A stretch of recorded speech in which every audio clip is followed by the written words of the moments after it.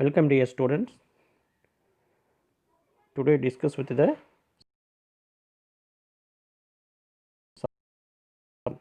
unit 4.3 lesson refractories. So அதில் part A refractories அல்லது தமிழில் உருகா பொருள் அப்படின்னு சொல்கிறோம். ஓகே, இப்போ நம்ம டீப்பாக பார்க்கலாம். So what are the refractory or what is a refractory? Refractories are inorganic non-metallic material which can withstand high temperature without undergoing physico-chemical changes. While remaining in contact with the molten slag, metal and gases. Metal and gases. So it is a necessary to produce range of refractory materials with different properties to meet range of processing conditions. So these are called refractories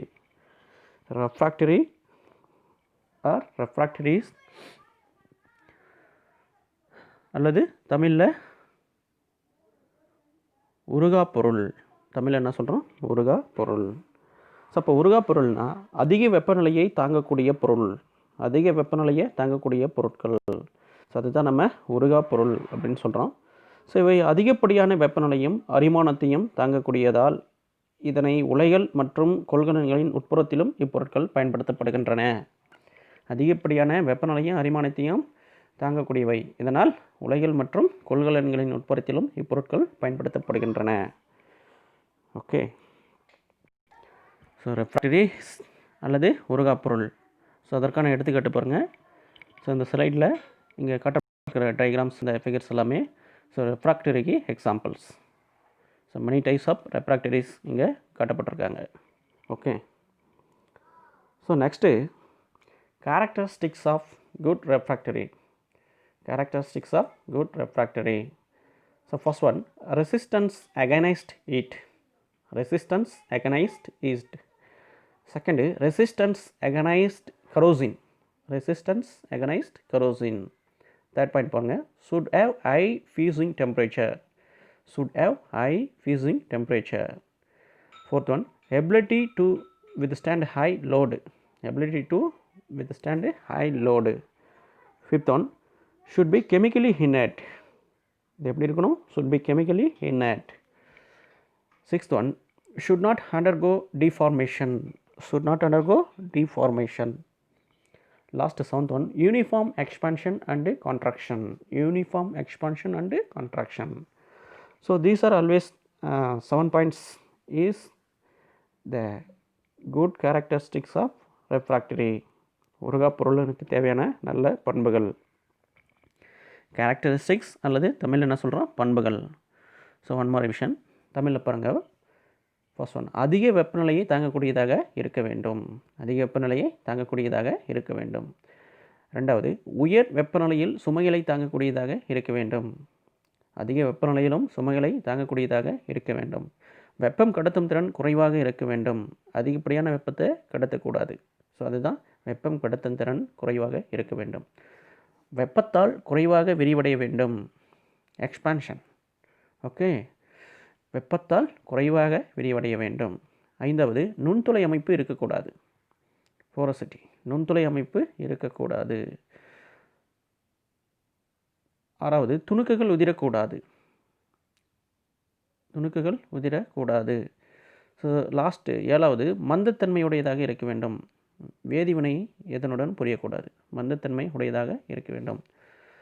so இது எல்லாமே நம்ம என்ன சொல்கிறோம்? ஒரு நல்ல உருகா பொருளுக்கு தேவையான பண்புகள். ஸோ அந்த பாயிண்ட்ஸ் தான் நம்ம உருகா பொருளின் பண்புகள் அல்லது நல்ல உருகா பொருளுக்கு தேவையான பண்புகள் அப்படின்னு சொல்கிறோம். இது ரொம்ப இம்பார்ட்டன்ட் டாபிக். இது வந்து பிக் மார்க் கொஷனில் கேட்பாங்க. ஓகே, ஸோ அடுத்து ரெஃப்ராக்டரிஸ், characteristics of refractories. Next, classification of refractories or types of refractories. So பாருங்க, first one acid refractories, second basic refractories, third one neutral refractories. So, three types of refractories. First, acid refractories. Their example for the acid refractories. First one fire clay, and next second one silica. The first one fire clay, second one silica. The both are always example for acid refractories. Next, and the uses of acid refractories. So, it is used in the furnaces where charge and slag are acidic nature. So, these are uses of acid refractories. Next, second, basic refractories. And the example first one dolomite, second one alumina. So, dolomite and alumina both are always example the basic refractories. And their uses. So, it is used in the furnaces where the charge and slag are basic.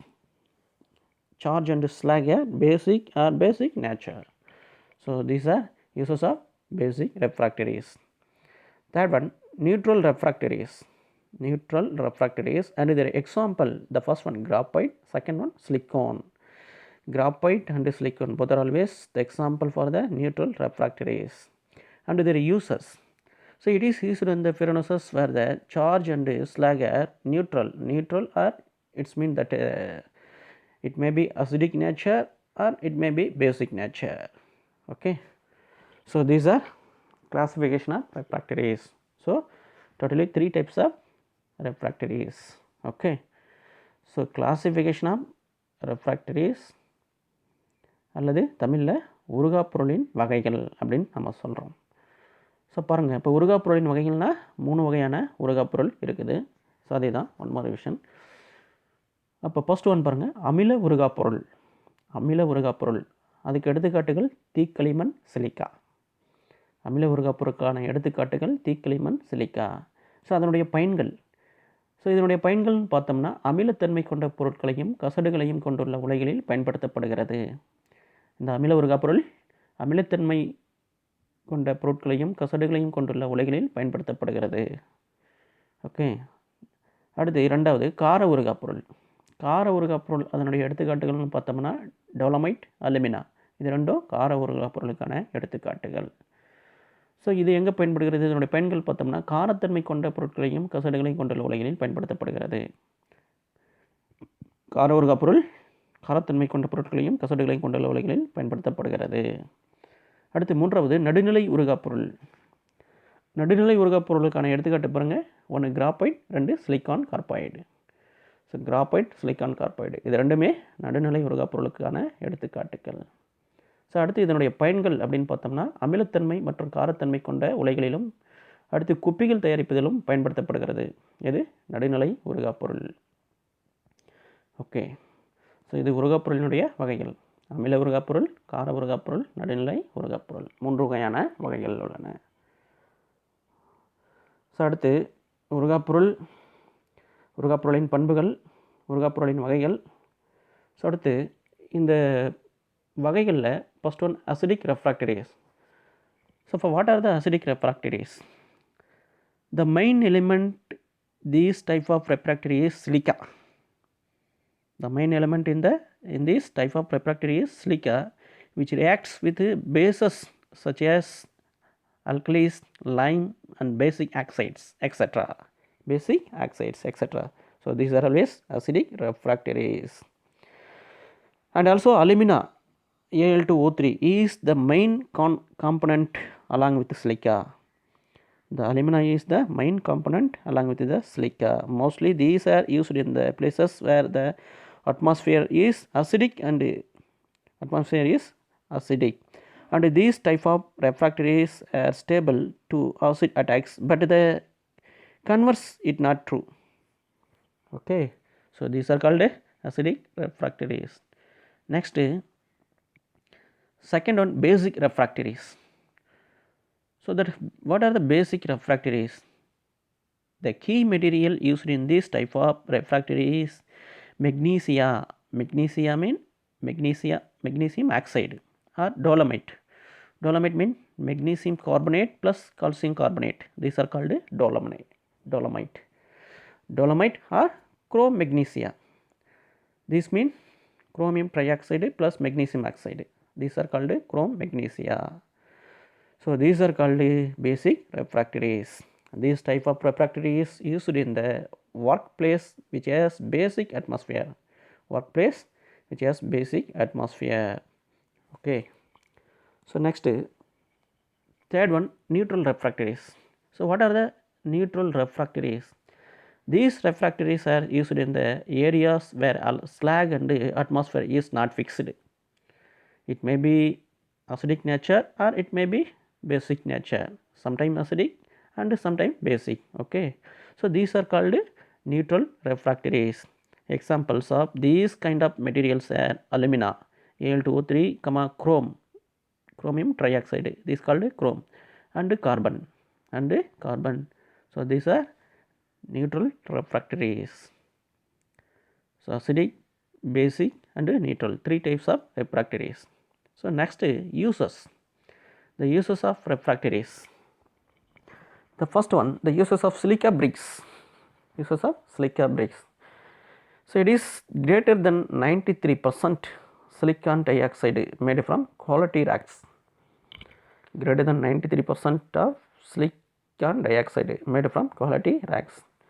And it is used iron and steel, glass industry. So it is used iron and steel, glass industry.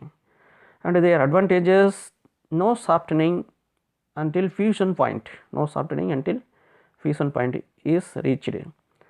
High refractoriness, high resistance to spalling, flux and slag, volume stability. So these are always uses of silica bricks. Silica bricks. Silica bricks அல்லது தமிழில் இது நம்ம என்ன சொல்கிறோம், silica செங்கற்கள் அப்படின்னு சொல்கிறோம். திரும்ப பாருங்கள். அப்போ இதனுடைய பயன்கள் திறந்த உலைகளிலும் மின் உலைகளிலும் பயன்படுகிறது. திறந்த உலைகளிலும் மின் உலைகளிலும் பயன்படுகிறது. அடுத்து அமில பெசிமர் மாற்று உலைகளிலும் கண்ணாடி உலைகளிலும் உட்புறம் பூச பயன்படுகிறது. இதில் அமில பெசிமர் மாற்று உலைகளிலும் மற்றும் கண்ணாடி உலைகளிலும் உட்புறம் பூச பயன்படுகிறது. மூன்றாவது, உலைகளின் வளைவுகளிலும் மேற்கூரைகளில் பூச பயன்படுகிறது. உலைகளினுடைய வளைவுகளில் மேற்கூரைகளில் பூச பயன்படுகிறது. இது சிலிக்கா செங்கற்கள். Okay, silica bricks are silica செங்கற்கள். Next second one, fire clay bricks.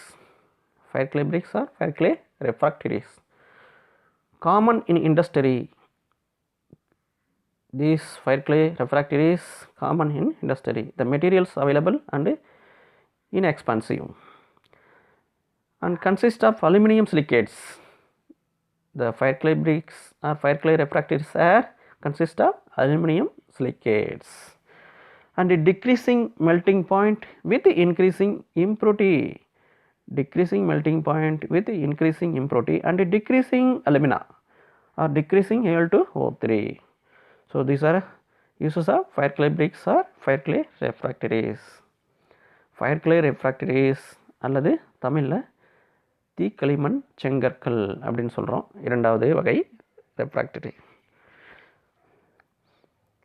So இதனுடைய பயன்கள் பாருங்கள். திறந்த உலைகள் மற்றும் ஊது உலையில் அமைக்க பயன்படுகிறது. திறந்த உலைகள் மற்றும் ஊது உலையில் அமைக்க பயன்படுகிறது. மின் உலைகளில் பூச பயன்படுகிறது. மின் உலைகளில் பூச பயன்படுகிறது. அடுப்புகள் தயாரிக்கவும் குப்பிகள் தயாரிப்பதிலும் பயன்படுகிறது. அடுப்புகள் தயாரிப்பதிலும் குப்பிகள் தயாரிப்பதிலும் பயன்படுகிறது. ஃபயர் கிளே பிரிக்ஸ், தீக்களிமண் செங்கற்கள். ஸோ இதெல்லாம் தீக்களிமண் செங்கற்களுடைய பயன்கள். ஓகே, நெக்ஸ்ட்டு மூன்றாவது alumina bricks. Alumina bricks are alumina refractories. So alumina refractories hold safe at higher pressure. Alumina refractories hold shape at a higher pressure and take more heat. Mix incorporates bauxite, kyanite, sillimanite, andesite. Bauxite, kyanite, sillimanite, andesite. And raw materials are calcined at a high temperature. Calcined. Raw materials are calcined at a high temperatures. Action forms mixtures of silica and multiglasses. Action forms mixtures of silica and multiglasses. Alumina refractories அல்லது தமிழில் alumina செங்கற்கள் அப்படின்னு சொல்கிறோம். So இது பாருங்கள், இதனுடைய திரும்ப சுண்ணாம்பு சூளையிலும் சிமெண்ட் சூளையிலும் பயன்படுகிறது. எது? அலுமினா செங்கற்கள் சுண்ணாம்பு சூளையிலும் சிமெண்ட் சூளையிலும் பயன்படுகிறது. அடுத்து கண்ணாடி உலைகளில் பயன்படுகிறது. கண்ணாடி உலைகளில் பயன்படுகிறது. பித்தளை மற்றும் அலுமினியம் உருக்கும் உலைகளில் பயன்படுகிறது. பித்தளை மற்றும் அலுமினியம் உருக்கும் உலைகளில் பயன்படுகிறது அலுமினா செங்கற்கள். ஸோ இது அலுமினா செங்கற்களுடைய பயன்கள். ஓகே,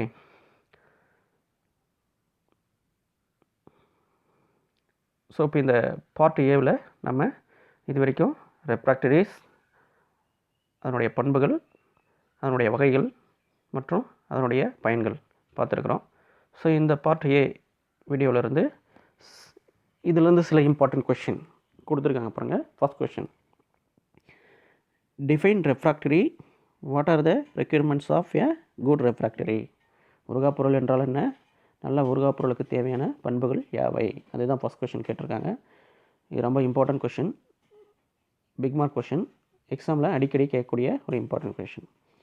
அடுத்து செகண்ட் கொஷின் பாருங்கள், avoid the types with examples and uses of refractories. அதான் கிளாசிஃபிகேஷன் ஆஃப் ரெஃப்ராக்டரிஸ், அதுதான் இன்டைரக்டாக கேட்டிருக்காங்க. ஸோ வகைகள், எடுத்துக்காட்டுகள், பயன்கள், உருகாப்பொருளுடைய வகைகள், எடுத்துக்காட்டு, பயன்களை எழுதுக. அடுத்து மூணாவது பாரு, write the uses of silica, fire clay and alumina BRICS.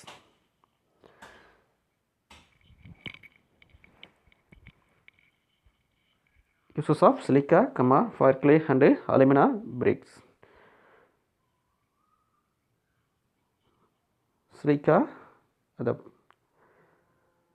Silica செங்கற்கள், தீச்செங்கற்கள், அலுமினா செங்கற்களுடைய பயன்களை எழுதுக. ஸோ இது மூணுமே ரொம்ப important questions, big mark questions, எக்ஸாமில் அடிக்கடி கேட்கக்கூடிய கொஷின்ஸ். ஓகே, ஸோ இன்னும் சில டாபிக்ஸு இந்த லெசனில் இருக்குது. இது நம்ம பார்ட் 2 வீடியோவில் பார்க்கலாம். ஓகே,